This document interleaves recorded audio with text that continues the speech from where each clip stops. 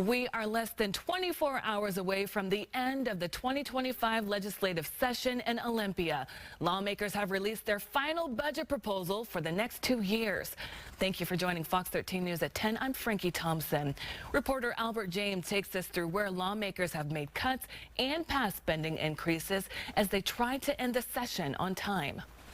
It's probably not the budget that we thought we were going to be writing a year ago. After weeks of ironing out differences between the House and Senate, a conference committee has come out with a $77.9 billion balanced budget for the next 2 years. Spending on higher education, healthcare, and behavioral health are seeing the most cuts on net.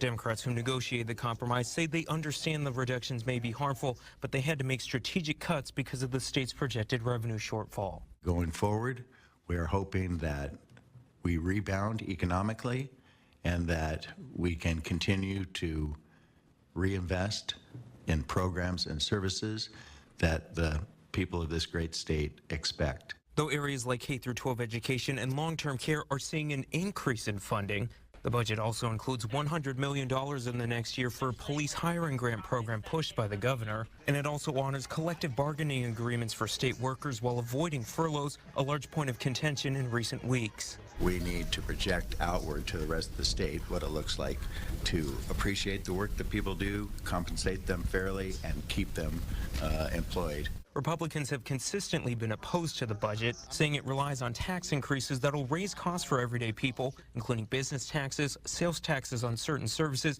and capital gains and estate taxes. They also say they've been cut out of conference negotiations, which should only be used to resolve minor differences. This was a complete rehaul of the budget, and it was done in private.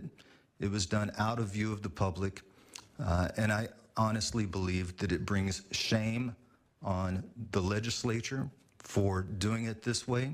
Democratic budget leaders say they've been in communication with the governor's office about their work, including their revenue proposals. But as for how Ferguson will respond, the executive branch is Their own branch of government, and I cannot predict or do, nor do I know what they will choose to do.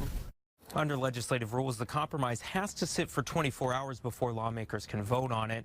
The House is expected to take it up first Sunday morning, then it'll go to the Senate. By law, the session has to adjourn Sunday night.